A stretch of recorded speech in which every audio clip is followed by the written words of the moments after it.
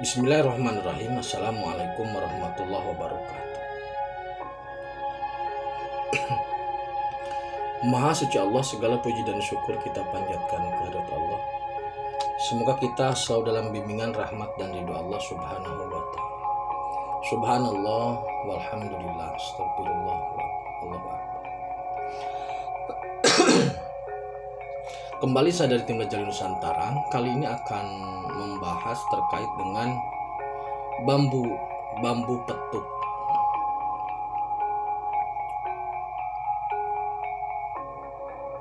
Bambu petuk itu ramai sekali dibicarakan karena memiliki khasiat lah, seceritanya seperti itu. Ada hodam dan sebagainya. Saya akan mencoba membahas hasil investigasi dari tim Raja Wali. Jadi beberapa waktu yang lalu tim Raja Wali Nusantara memang melakukan investigasi langit terkait dengan bambu petuk. Jadi investigasi. Lalu apa hasil investigasinya gitu ya. Jadi begini, begini ya saudaraku. Sebelum bambu petuk, itu yang benar adalah petuk bambu dulu. Petuk bambu, baru bambu petuk.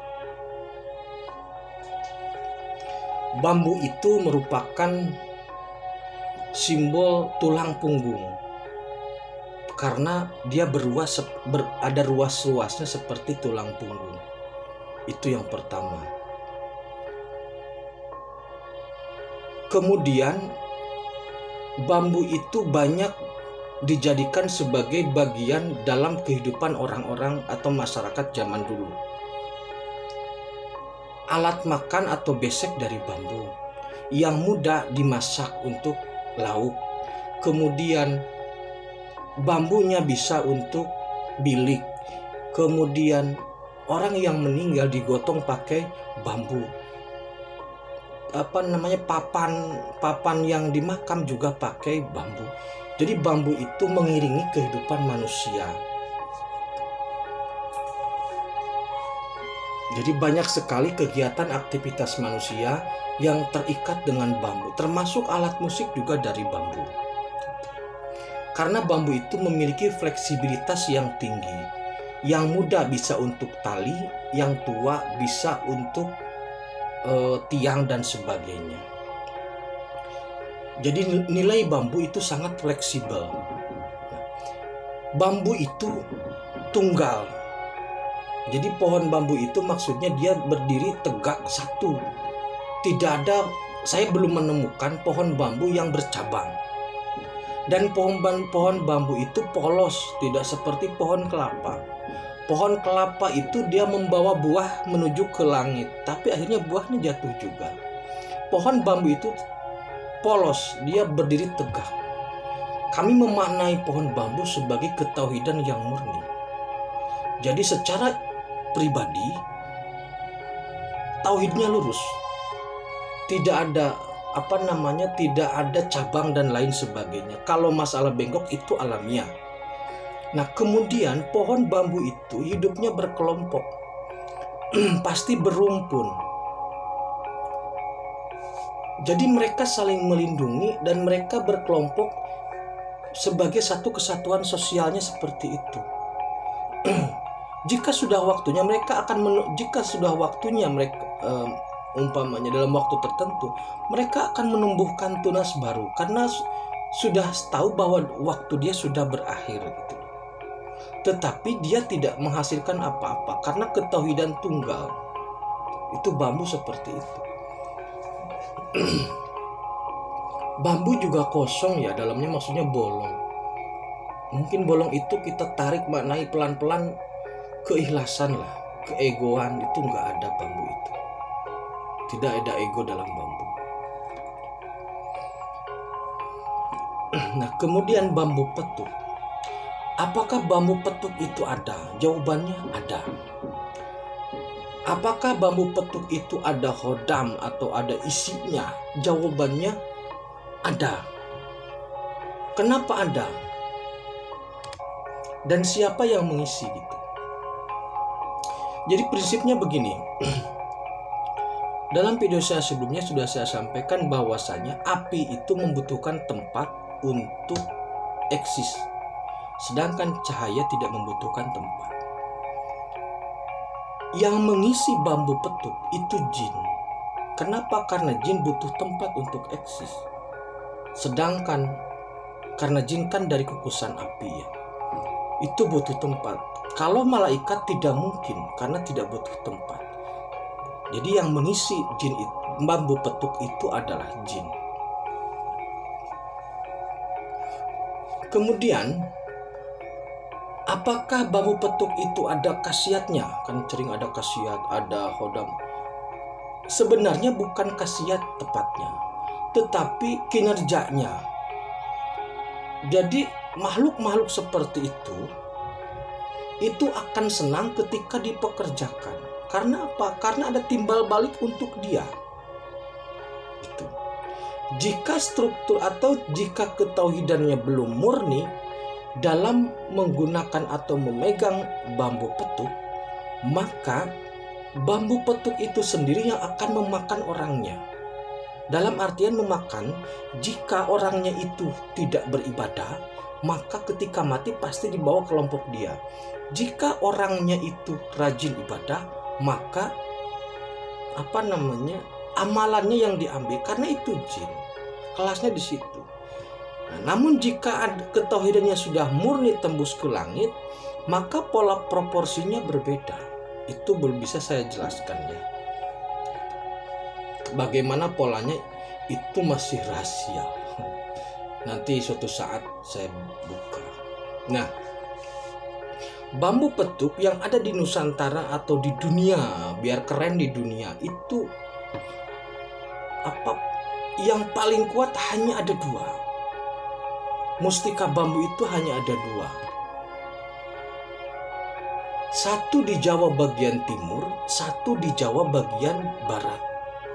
Di Jawa bagian timur, dia karakteristiknya kalau tidak salah penjaga. Satu di Jawa bagian barat itu karakteristiknya pelebur. Nah, 2 bambu ini, karena bambu itu simbolnya ruasnya seperti naga ya. Yang menepati bambu petuk itu biasanya naga. Yang bagus itu naga. Nah,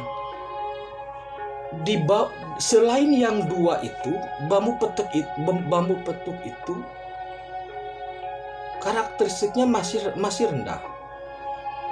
Ya kelas-kelasnya kelas-kelas rendah lah begitu. Jadi yang kuat itu hanya 2 itu.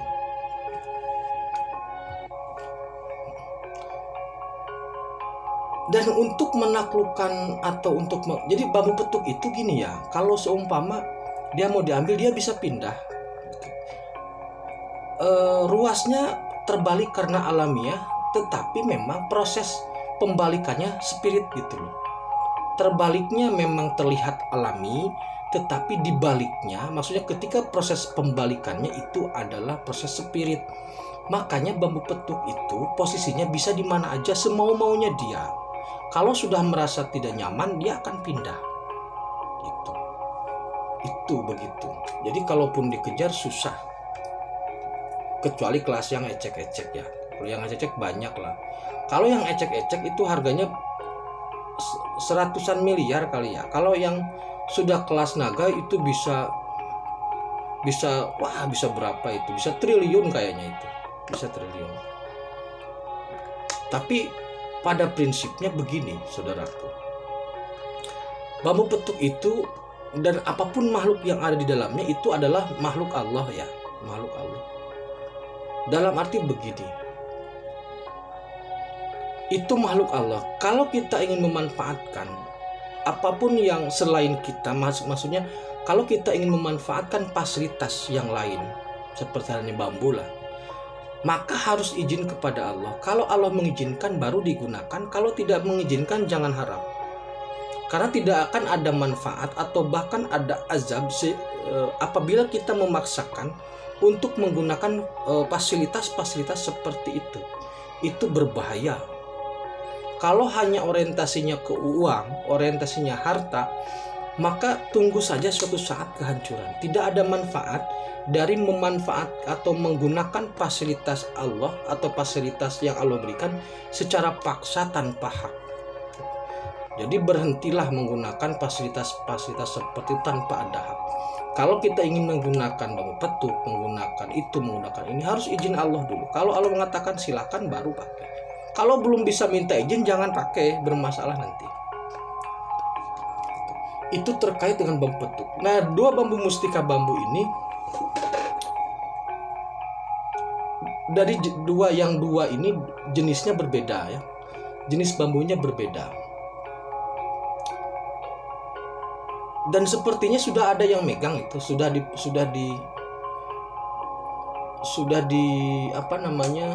dipotong, sudah dipegang, sudah diambil gitu.